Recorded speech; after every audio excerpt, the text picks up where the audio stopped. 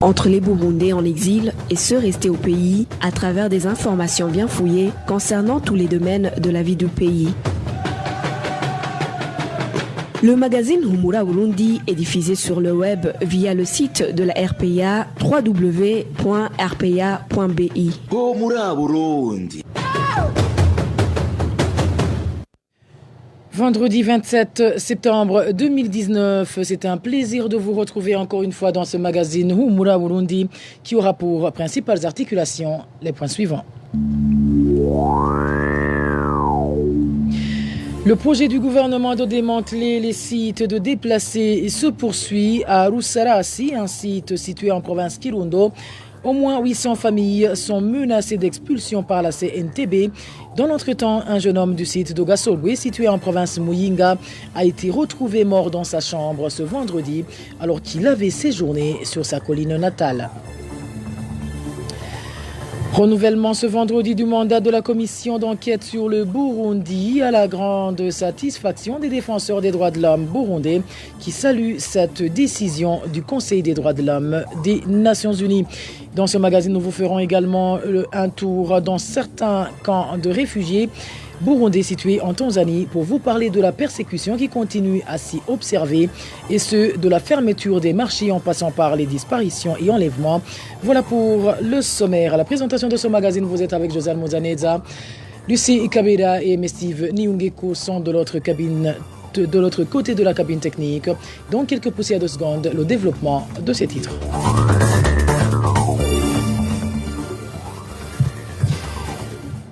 Encore une fois, bienvenue. Débutons ce magazine par cette page sécuritaire pour parler de la découverte ce vendredi du corps d'un jeune déplacé du site de Gasogwe, situé en commune Gasogwe de la province Muyinga.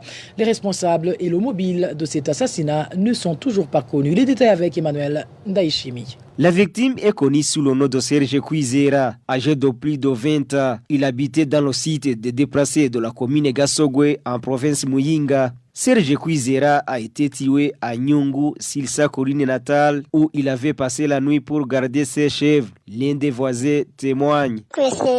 Il a été poignardé à couteau au-dessus de son œil droit. Il est clair qu'il a été tué pendant la nuit car ses assassins l'ont enfermé dans la maison. Ils l'ont déshabillé et l'ont couvert par ses propres couvertures par après. La victime avait l'habitude de garder son bétail sur sa colline. Ils ont fui en 1993 vers le site de Gasolwe. Il avait un élevage de chèvres et il avait aussi construit une maison sur sa colline natale. Il faisait chaque fois des descentes dans ses troupeaux pour leur assurer la sécurité. Finalement, il a été tué. Les déplacés du site de Gasogwe sont choqués par ce meurtre au moment où les administratifs ne cessent de demander aux déplacés de regagner les collines d'origine. L'administration en commune Gasogwe confirme ces informations et indique que les enquêtes ont déjà commencé. Une personne a été arrêtée par la police. Emmanuel Ndaishimi, toujours en parlant de déplacer, un plan de démantèlement du site de Burara, situé sur la colline Burara, zone Gatare, commune Busoni de la province Kirundo, est en cours. Au moins 800 familles sont concernées et la Commission nationale des terres et autres biens, CNTB en sigle, aurait été chargée de mettre ce plan en exécution. Le point avec Clovis Nyonzima. Ces 800 familles des sites de déplacés de Burara, en commune Busoni, ont été installées dans ce site par le gouvernement en 1993. À l'époque, les propriétaires des terres où a été érigé le site ont été indemnisés. Pour le moment, ce sont ceux-là même qui viennent réclamer ces terres. Depuis la crise de 1993, l'État nous a donné les parcelles ici et a indemnisé les propriétaires qui venaient d'être expropriés. On leur a donné d'autres parcelles à Nyabisindu et à Marembo. Puis ils les ont exploitées jusqu'à même les vendre. Pour le moment, ils se retournent contre nous et nous obligent de quitter leurs parcelles. Ces déplacés du site de Burara font savoir qu'ils passent des nuits blanches par crainte d'un plan bien préparé visant à les chasser de ce site pour les obliger à regagner leur colline d'origine. Ils demandent à l'État d'arrêter ce plan macabre et d'assurer leur sécurité. Ils sillonnent toutes les nuits dans le site, faisant croire qu'ils sont en train de compter leurs maisons. Ils veulent que nous retournions là où nous avons fui et être tués par la suite. C'est l'État qui est derrière tout ça. Il faut que l'État nous traite sur le même pied d'égalité et empêche la CNTB de continuer à recevoir ces plaintes. Ils ont été indemnisés par l'État, qui nous laisse la paix. Parmi ces déplacés, il y a ceux qui ont déjà eu des convocations de la CNTB sur base des plaintes des anciens propriétaires. Contacté à ce propos, Dieudonné Mbonimpa, porte-parole de la CNTB, nous a signifié qu'il ne peut pas s'exprimer sur téléphone. Et en page droits de l'homme, une jeune fille du nom de Joséline Hatangimana, membre de l'église adventiste du 7e jour, a été arrêtée par la police ce vendredi matin au quartier Kinyami de la ville de Ngozi. Les informations en provenance de cette province révèlent que la fille en question a par la suite été conduite au cachot de la police judiciaire à Ngozi.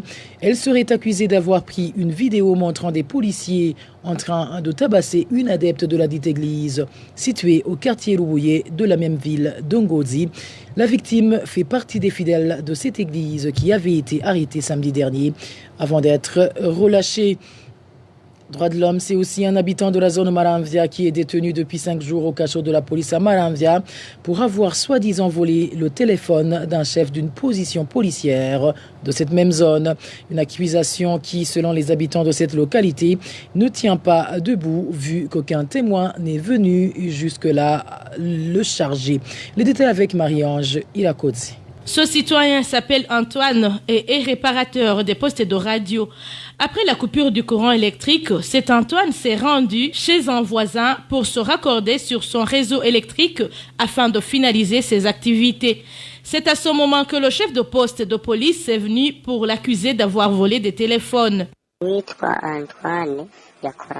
Le nommé Antoine est un réparateur des radios et téléphones. Lorsqu'il faisait son travail, il y a eu coupure de courant électrique, puis il est allé demander aux voisins de se raccorder sur son réseau pour continuer son travail. À côté, il y avait une boutique dans laquelle on venait de voler 3 téléphones. Ils ont accusé M. Antoine que c'est lui qui les a pris, alors qu'il n'est pas entré dans cette boutique.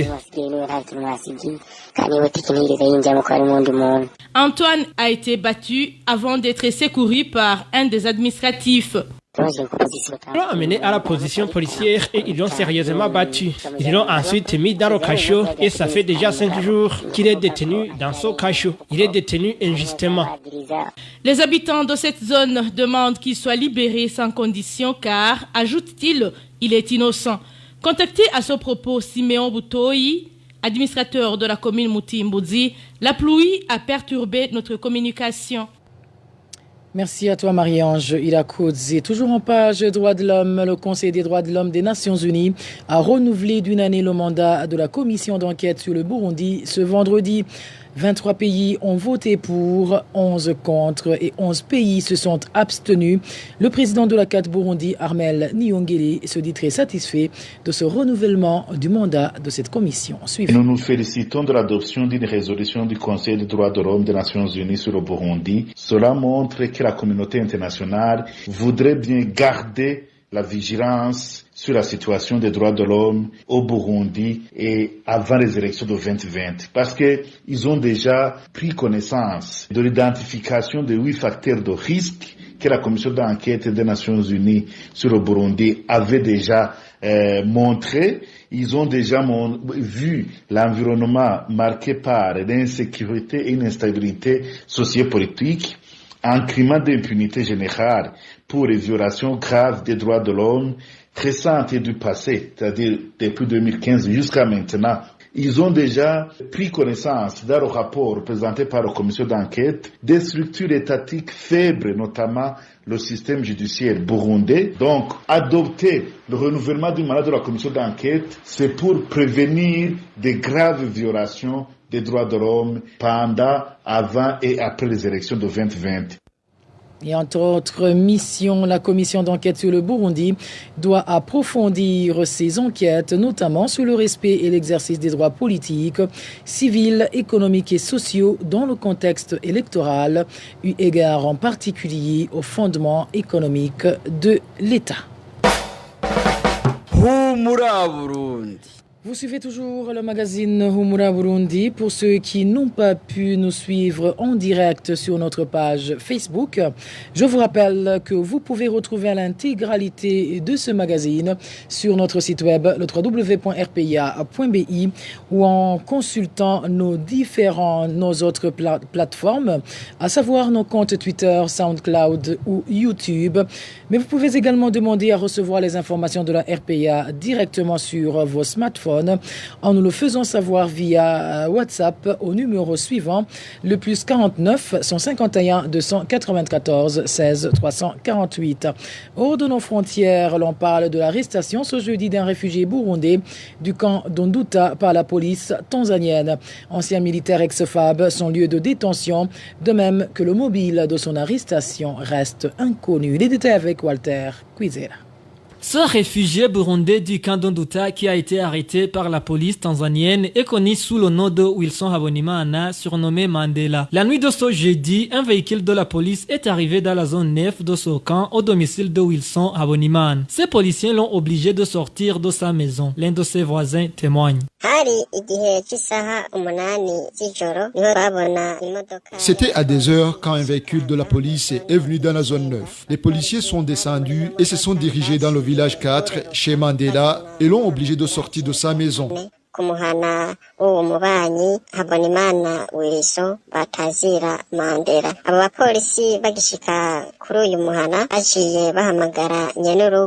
Il s'est exécuté sans discuter. Quand Wilson est sorti, 5 policiers qui étaient sur place l'ont pris et l'ont menotté.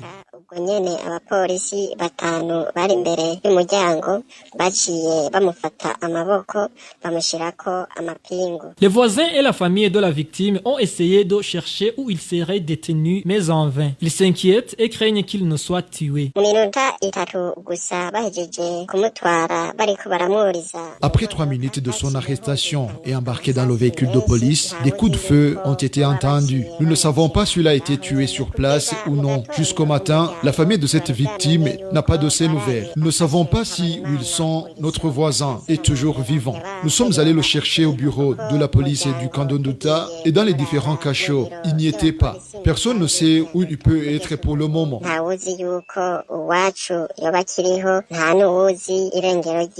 La famille et les voisins demandent au gouvernement tanzanien et au HCR de les aider à retrouver le leur.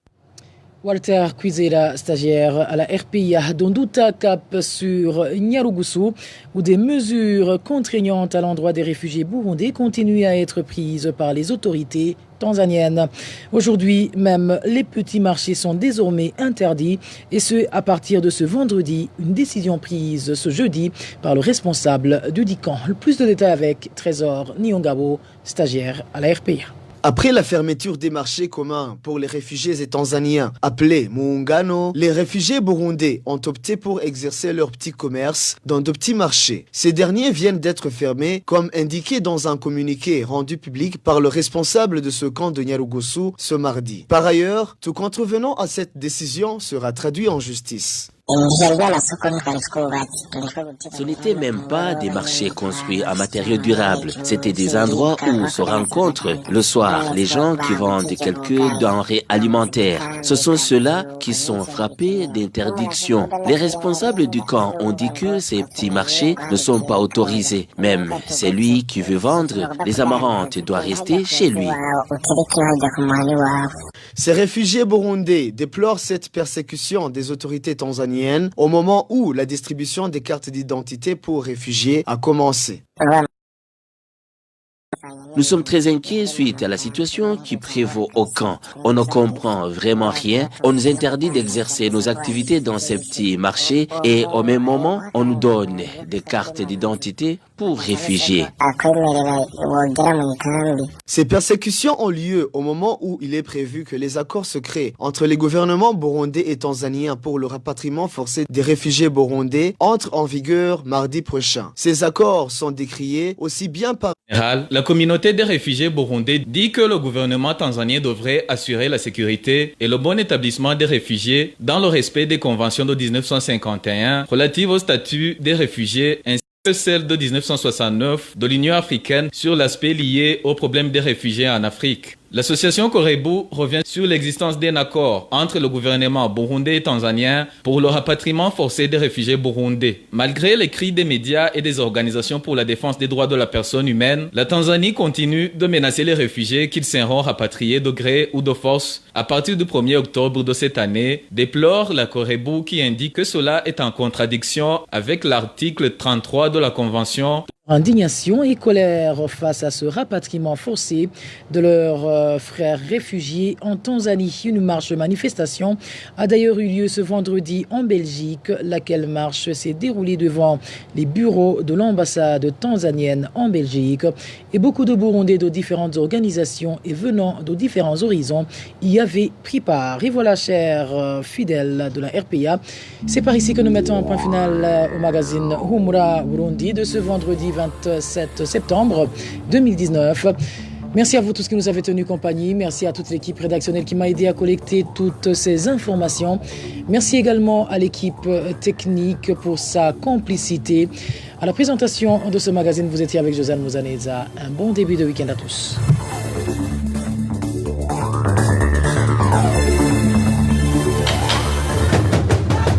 C'était le magazine Humura Burundi. Un magazine campant pour relier les Burundais en exil, et ce toujours au pays, à travers une information de qualité.